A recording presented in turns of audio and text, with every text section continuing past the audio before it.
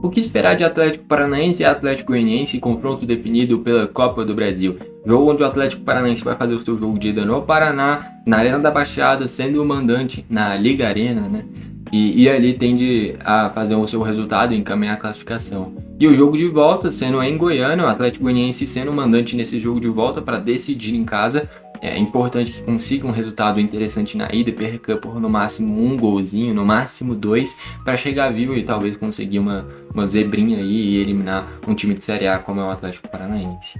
Enfim, já queria saber o que você pensa, quem você acha que vai passar de fase. E antes de falar o que eu penso, eu já queria pedir para você se inscrever e ativar o sininho para o YouTube sempre te mandar os vídeos novos. Olhando primeiro pela perspectiva do Atlético Paranaense. É o Atlético Paranaense que vai fazer esse jogo de ida em casa, no Paraná, gramado sintético, tende a fazer isso valer. O Atlético Paranaense que nos 2 últimos jogos em casa venceu o Atletiba e enfrentando o Curitiba que faz uma temporada sensacional até o momento, no Brasileirão, né?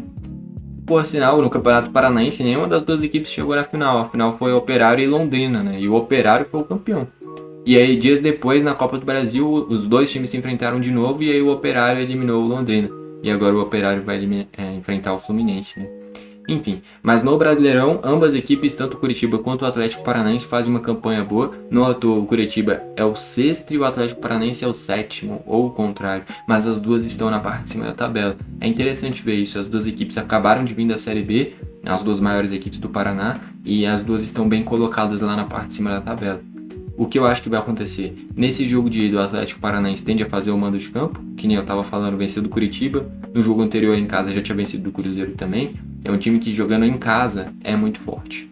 E ali eu acho que vai fazer esse mando de campo valer. O Mendonça jogando demais, o Viveiros fazendo muito gol. É um Atlético Paranaense que é favorito. E no jogo de volta, o Atlético Goianiense jogando em casa, vai depender muito do que fizerem o jogo de ida. Se o Goianiense conseguir perder por no máximo 2 golzinhos, consegue chegar vivo nesse jogo de volta. Pensando em uma possível classificação do Atlético Goianiense, o ideal é perder por no máximo 1 gol lá no Paraná, o que é difícil, porque o Atlético Paranaense, com o apoio da torcida, gramado sintético, um time acostumado a esses cenários, é um time muito forte. Então eu acho que o Atlético Paranaense é amplo favorito nesse confronto, mas vai depender muito do que acontecer no jogo de ida.